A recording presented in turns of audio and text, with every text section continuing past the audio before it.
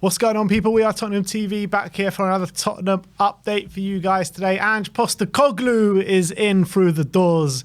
So now it's time to talk about incomings and outgoings through Tottenham Hotspur. The rumour mill is in overdrive today. So let's get into it, and let's start off with James.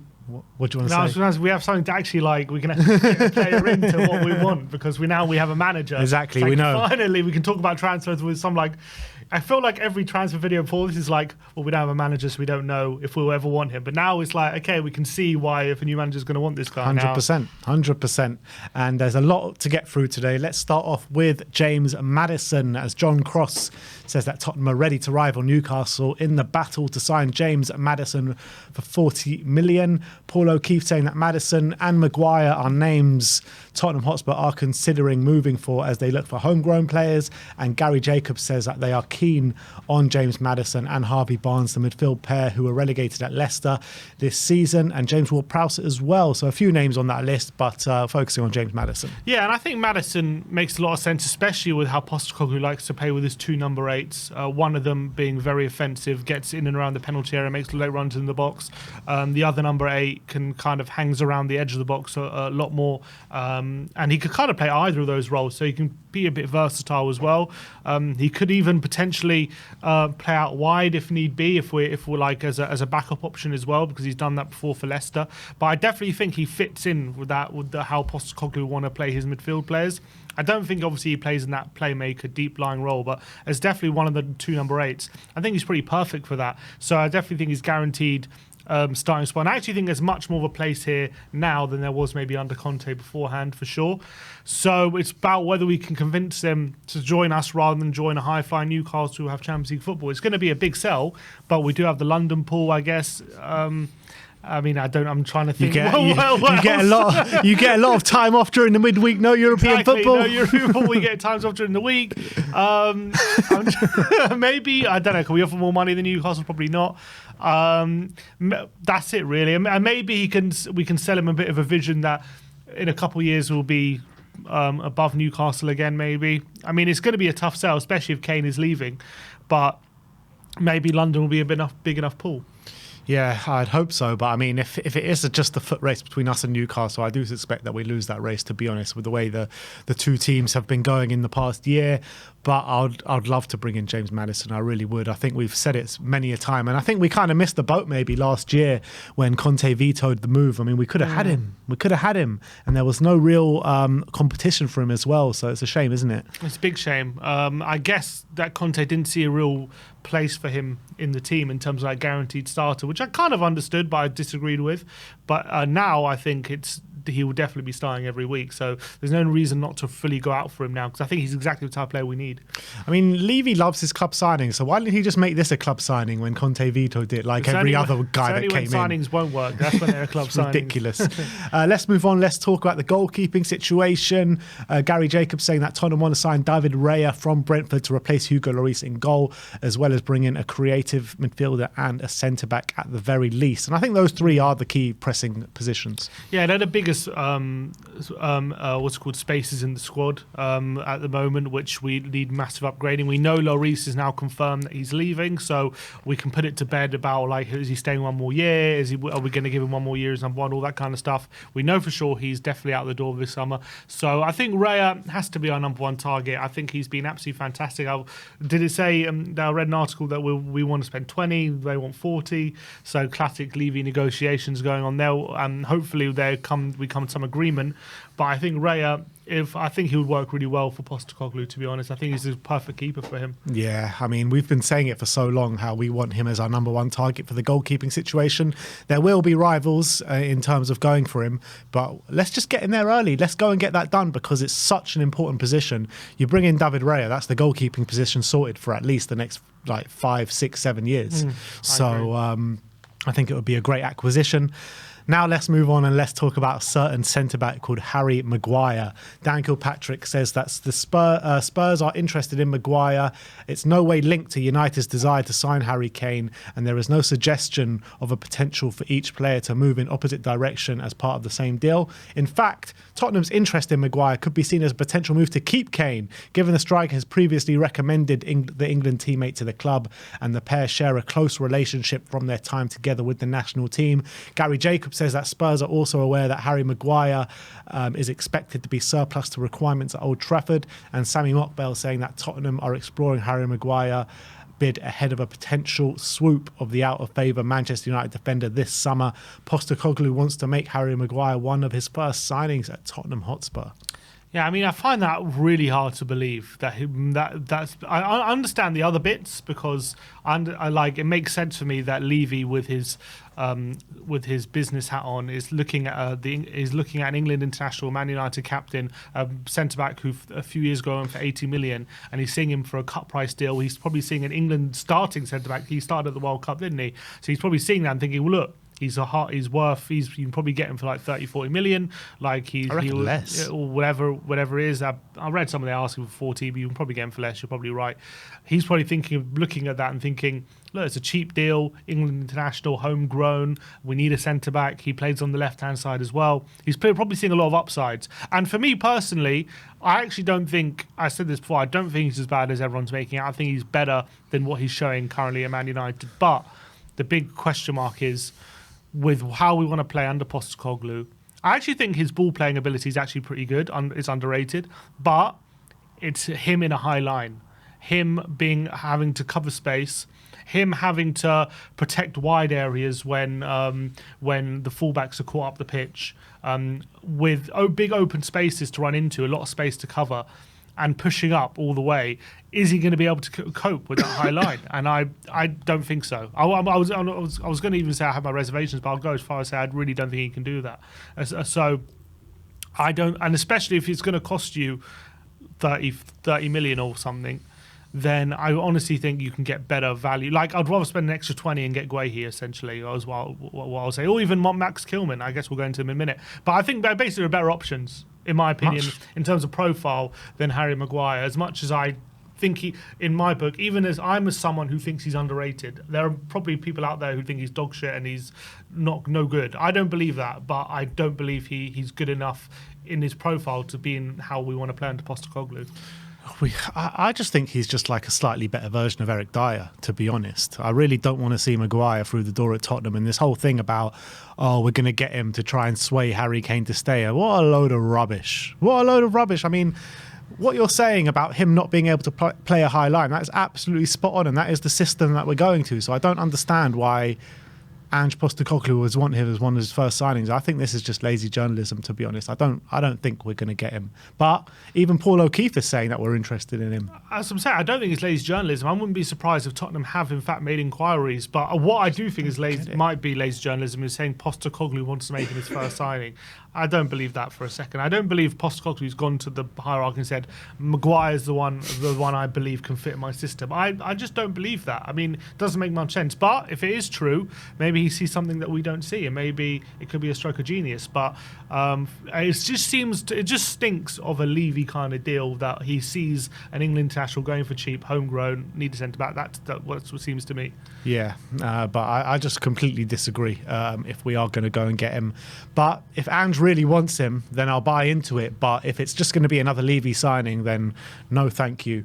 Let's move on to Mark Guehi. Sammy Mockbell saying that Crystal Palace defender Mark Guehi is another player of interest to Tottenham, and I think this one makes much more sense than Harry Maguire. Yeah, younger, definitely faster. I wouldn't say stronger, but faster for sure than Harry Maguire. I don't think he's as good in the air. And I don't even necessarily think he's as good as at playing out the back as Maguire is, to be honest. But he's younger, so can definitely learn those things under a manager like Postecoglou, who likes improving younger players. And I think that speed and confidence playing a higher line is what is really going to benefit us having him in the team.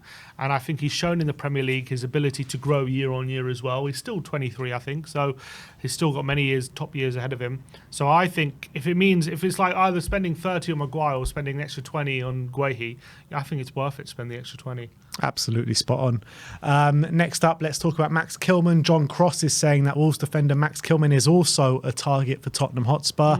In terms of these three defenders, which one do you think that will complement Romero the best? Difficult one. I think obviously Maguire will have that bit of like leadership and composure about him, but I don't think Romero is going to have to do a lot of covering for him. Kilman is not as fast as Guehi or as strong as Maguire, but I do think he's probably the best on the ball of the three. And I don't think he's particularly slow either. I think he is pretty quick. He's faster than Maguire, and he's not weak as well. He's probably stronger than Guehi. So I think Kilman's probably the one who's like the most composed. I think he might be the best partnership. He's also left-footed as well, so that helps with the balance. I think Kilman might be, although in a high line I do have my question marks on Kilman, would he also be caught out? Maybe not as badly as Maguire, but I think Guehi might be better at defending the space than Kilman would be. But I think as well, Guehi wouldn't complement Romero as well on the ball, like in terms of like if Romero's that kind of one who's very active, like I don't think like Guehi would be the yin to his yang, whereas I think Kilman might be. So I think Kilman might be like the best option. To be honest, the way I think about it, I think that none of these three options might be good enough to suit Romero. Romero, I think he needs like someone with Maguire's maybe leadership quality, someone with his experience, but someone that is also quick and really got good like ball playing ability. I'm not sure. I think they all have some of those elements, but none of them have all of those elements. But if you were to go for, if we say we have to get a homegrown centre back and it has to be one of those three, which one would you go for? I'm probably going for Guehi, to be honest. I think that Max Kilman is good and I do rate him, but like a year ago, I was much more sold on Kilman than I am now. I think his season this year hasn't been the greatest, to be honest. But I like Guehi. He's a young, up-and-coming centre-back, and I think you can mould him as well. And Ange can definitely mould him. So I think Guehi would be the one to go for, in my opinion. Would you agree? I said Kilman. Oh, you said Kilman. All right, let's go on to the outgoings. Dan Kilpatrick saying that Hugo Lloris, Ivan Perisic, Eric Dyer, Ben Davis, Davinson Sanchez head a list of at least 10 players whose future are under threat at Tottenham Hotspur. Ryan Sessegnon, Giovanni Lo Celso, Reguilon, Harry Winks and Brian Hill could also leave as part of the clear-out, which is interesting because I thought maybe Brian Hill could maybe come on under Ange. Yeah, you would have thought if he's going to, like, we'll talk about it later, but if he's going to look at Ndombele, like, why wouldn't he look at Brian Hill as well? And you could argue maybe the others, but I think, like, when it comes to, like, Lo Celso, I do think there are probably clubs in for him, and I don't think he's wants to stay. He seems like he's done with like being in London and being with Tottenham.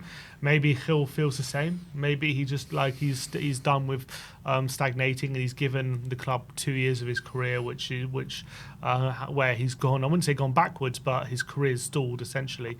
So why give it longer unless Postecoglou really sees him as a first team player, and is he going to see him as a first team player? I don't know.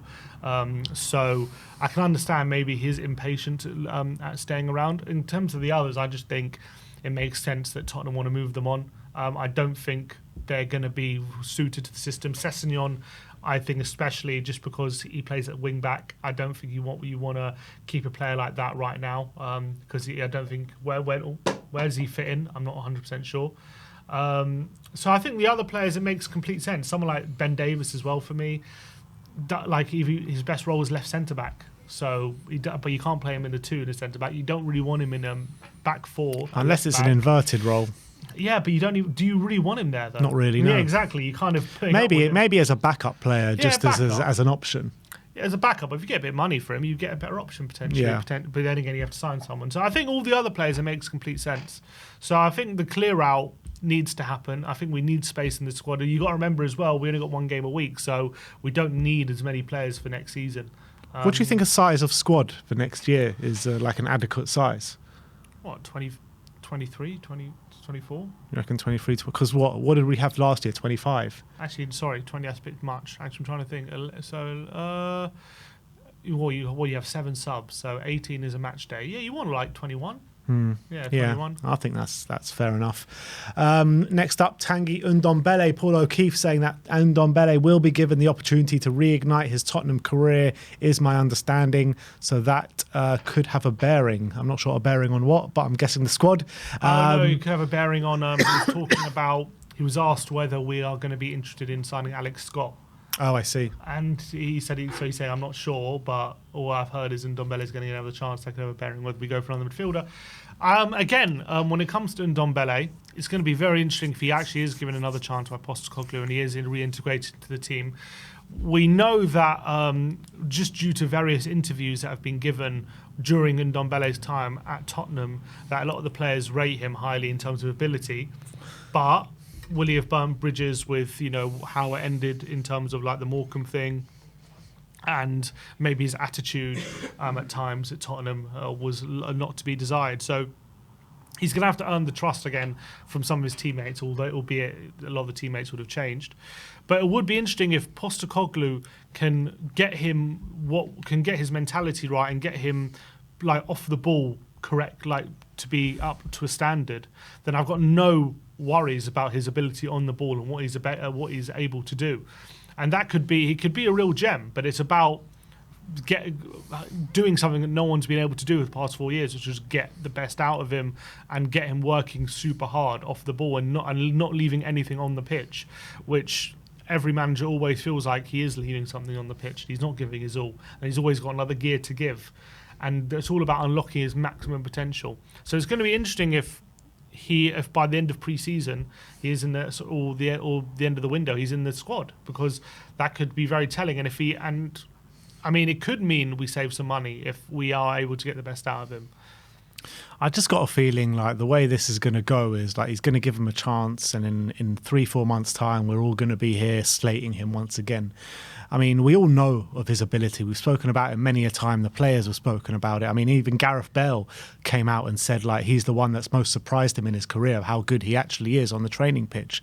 And the technical ability is second to none, I believe, at Tottenham Hotspur. I really believe that. I remember Danny Rose was asked after Ndombele left, he said, who's now the best player? He said, Ndombele, see him, he's ridiculous. Yeah, and he is. We've seen it many a time on a pitch for Tottenham Hotspur. That goal against Sheffield United. We've seen many a time how good he can be, but I just question his ability to play in a Postecoglou system when it's going to be very high energy, high octane stuff, and very much a high pressing game. Can he do that? I just don't know if he can. I just don't know if he can, and I think like will Postecoglou want him to be like so good off the ball, and will he be able to do that? I just don't think he will. I think his energy and fitness levels have never been that, and we've never seen that from Ndombele. So it's going to be a hard ask to get him to do that on a consistent basis. We maybe be able to see it one game here, one game there, but I just really don't believe that we're going to see that over a consistent basis. Yeah, and you're basing it on what you've seen from him previously, and that's fair enough. And there's nothing that I can say to suggest that we can get that out of him, but maybe in a system where he's doing less defending, he's playing further up the pitch, he's pressing higher, which means he wins the ball higher up, so he's not doing as much running and as much defending as maybe he would have done under previous systems. Maybe that is a system actually that could potentially get more out of him than a system where he's defending deep, he's always having to track back all the time, as opposed to making use of his ability on the ball rather than off the ball, which was the focus I think beforehand. So maybe, just maybe, there could be something there. Look, if we can get him to the levels that Ange wants him to be, we could have a player with the X factor here that could make a massive difference. But I've been burnt so many times with Ndombele now. I've had so much belief with him in the past, and I'm always falling flat on my face with it. So, well, every new manager, since he's come in, is like, okay, this guy's going to get the best out of Ndombele, this one, and it's never happened. But on the flip side, we've never had a new manager with this kind of philosophy as opposed to the other guys. So maybe that's the difference. We'll have to see how it plays out. We really will, but I'm not holding my breath. That's the honest truth. Let's talk about Harry Kane now. Sammy Mockbell saying saying that well-placed sources have indicated that a deal for around 80 million plus achievable add-ons could be enough to tempt Daniel Levy into selling Harry Kane to Real Madrid, but only later in the transfer window. And a Madrid publication called Madrid Zone are saying that Real Madrid are ready to make that opening offer for Harry Kane worth 80 million euros. Madrid will also offer the Tottenham striker a 3-year contract worth 11 million euros per season. Wow. Yeah, I mean, it makes sense. And I just read as well Jacob Steinberg saying that Madrid are expected to make an opening offer for Harry Kane as well from the Telegraph. So it seems as though this is gathering legs, this move to Real Madrid. I think with Postecoglou now coming to Spurs, he obviously won a conversation with Harry Kane. But for me personally, I expect Kane to want the move. I actually expect this one to happen if they make a reasonable offer. I think there will be a long negotiation process. I don't expect it to happen quickly. I'm sure Levy is going to want every penny for his star asset. He's probably going to want more than what he got for Bale. He's just because of inflation since then. If he got 85 million for Bale in 2013, he's going to want more now for Kane probably, even though he's got 1 year left on his contract. But I just think this deal makes sense as much as it pains me, and I think that he would fit in really well at Real Madrid, and I think he can still come back to the Premier League in a few years as well. So I wonder though if there's any player at Real Madrid we can maybe squeeze in a swap deal potentially, if there's anyone they would be willing to let go who's worth having, who maybe we could want. Trying to think off the top of my head, any good centre backs there, any good creative mids there? They have good centre backs, but I can't see them including any in a deal. Like Alaba, Militao, and Rudiger, they're not going anywhere. Can't think of. There's Nacho, but he just signed a new contract, and I don't think he would come to Spurs anyway. Carvajal, Modric, take Modric back for a year. Why not? That'll be nice. Modric, I can't. Valverde, I don't see him leaving. Tchouameni, they got Bellingham now. The other guys are either too old or they're starters. It's like there's no real. I can't see anyone at Real Madrid willing to come here, to be honest. Yeah, it's tough to think. So it's going to have to be the straight cash. Yeah, and even if it is straight cash, I mean, we've said it before on the live stream, like not 100% sure if Harry Kane even suits the system that Ange Postecoglou wants to play as that number 9, and if he is going to go at the end of next season for free, I think it is more or less worth it just to get in the cash now and make sure he doesn't go to an English team. I think it's within all of our interests. Mm-hmm. So as much as it's going to pain us to see Harry Kane leave, it might just make sense, new era, new dawn, and unfortunately maybe Harry Kane will be playing for Real Madrid. I think so. That's what I think. But it'll be interesting if the move to Madrid doesn't happen, or if he says I don't want to go to Madrid, then I mean it could be a very interesting season when it comes to trying to convince Kane to stay on with Postecoglou at the helm. Yeah. It could be interesting because if he is determined to stay in England, of course those clubs like Man United and Liverpool are always going to be there, but he might just feel under Postecoglou it's probably worth just trying my best for my English team, for my boyhood team, rather than moving to a different team. Who knows? But I honestly think he's thinking about, if Madrid come in, I think he's thinking that's one more big move for me, which I can't let slip by. Yeah, but again, like you run down your contract and he's going to have the pick of plenty of big clubs and he'll get that big move. So I don't think it's now or never for Harry Kane. I think even if he doesn't go this summer, he'll have the pick of teams to go next summer and probably better contract offers as well. Yeah, I'm not saying it's now or never, but I'm saying if he doesn't go to Madrid, and he sees Tottenham progressing, I guess it depends how well Tottenham actually do in his first season. But if he does see Tottenham show genuine signs of progression and he believes in what Postecoglou's doing, then it would be interesting to see what happens next summer if he's guaranteed to leave. But I just think right now it makes sense to go to Madrid. Yeah, I kind of feel that way as well, to be honest. But let's talk about this one, about Heung-min Son. Very interesting news coming from Ben Jacobs saying that Tottenham forward Heung-min Son is a Saudi target for 2024 and the legwork is already underway. What do you make out of this one? Well, that would be a massive flagship signing for Saudi Arabia if they were to get Heung-min Son through the door. Even at 32 years of age, it would still be a massive deal, especially when you consider the South Korean fan base that will follow him over there. That would put massive attention on the league. So I wouldn't be surprised if they're interested in that. But Is it too soon for Son next season? I mean, we're seeing a lot of players all of a sudden starting to go over there. So maybe he's starting. And I'm sure the money they offer will be unbelievable. I like to think it's too early. I know he's not had the best season.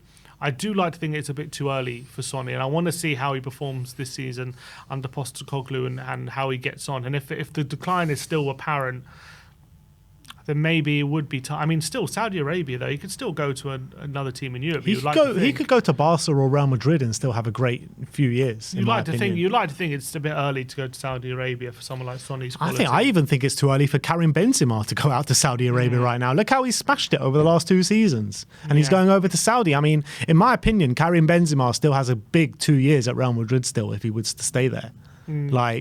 But players are going over there. It's crazy. I mean, I heard Ronaldo speaking the other day saying in 3-4 years' time, he reckons Saudi is going to be like a top 5 league. I mean, I don't buy into that, but I mean, that's his mentality.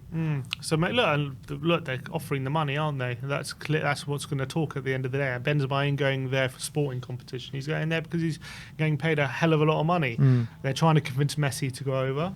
So they're trying to improve the profile of the league, and Son would definitely get eyeballs on that league for sure, the guaranteed eyeballs. So it makes sense they're going to want to go for him. But I mean, is his contract up in 2024?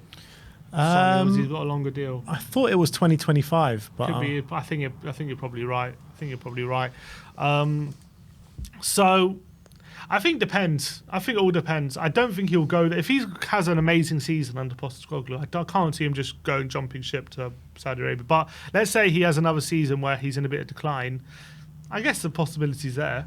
Yeah, but again, like even if he has a bit of a decline next season, and like let's say he has a carbon copy of what he had last season, he can still go to Italy, Spain, France, like any of these big leagues, and do really well. Yeah, but from a Tottenham point of view, if he has a bit of a decline, maybe Saudi Arabia would still be willing to give us 30, 40, 50 million, whereas maybe these other teams wouldn't. Yeah, but I'm just looking at it from like his point of view. Yeah, from his point of view, yeah, that's different. But obviously we have to accept the offer or not, don't we? So yeah, and he also has to accept the offer or not. Yeah, maybe he might. Yeah, but he might get a shitload of money from there. So maybe he'd be happy to go. I know, but like still, like I think he still gets a big hefty fee if he goes there in 2-3 years' time. Like I think he's still got so much more to give in his career. I don't think he should be going to Saudi in a year's time. It's just too much of a depressing thought, Sonny going to Saudi. Like we're already talking about that. It's like we're already coming to terms with like Kane leaving. I don't want to think about Sonny going to Saudi as well. It's depressing. It is. But look, as we said, it's a new era. Yeah. It's a new era, and we need to start, moving out the old guard and bringing in the new, don't we? I know, it's sad to think, but it's true. And last but not least, let's talk about Joe Rodon, as Romano says that Rodon will return to Tottenham and Rennes have not triggered the buy option for 20 million. Yeah, well, no surprises there. He fell out of favour halfway through the season. Hasn't seemed to impress. 20 million is also a significant amount of money, especially for teams at the moment around Europe who aren't doing that well financially. It's not like in the Premier League where 20 million's chump change. For a team like Rennes, it's a significant amount of their budget. So I think, again, we're not going to get anywhere near that for Rodon. I think, look, we signed it for 12 million. I don't think we can expect to get a profit on that. Yeah, I mean, if we get an offer for 5 million, I'm happy just to cut our losses, to be honest. But could he play under Postecoglou? I don't know. I haven't seen him play enough, to be fair. Yeah, so true. We've seen him play like once or twice, literally. Yeah. We saw him quite a bit under Mourinho, but since then, it's been, we haven't seen him for a while, essentially. But it was never consistent minutes. Like, he got like maybe one game, then he was dropped for 5, then another game, then dropped for 10, you know what I mean? From what I've seen of Rodon, he does seem to be a better defender, like as a penalty box defender, heading things away, getting blocks. He doesn't seem to be a guy who likes to play in a high line. Yeah, I mean, we've never ever seen him in a high line. But yeah, exactly. That's what I was about to say. He's never had a chance, so maybe it's harsh. But like for Wales and for when he was playing at Tottenham, it's always backs to the wall, isn't it? Exactly, yeah. So anyway, there you have it. That is our Tottenham update for today. Let me know in the comment section below your thoughts on any of the news stories we've brought to you today. Like, subscribe and comment. And as always, come on you Spurs.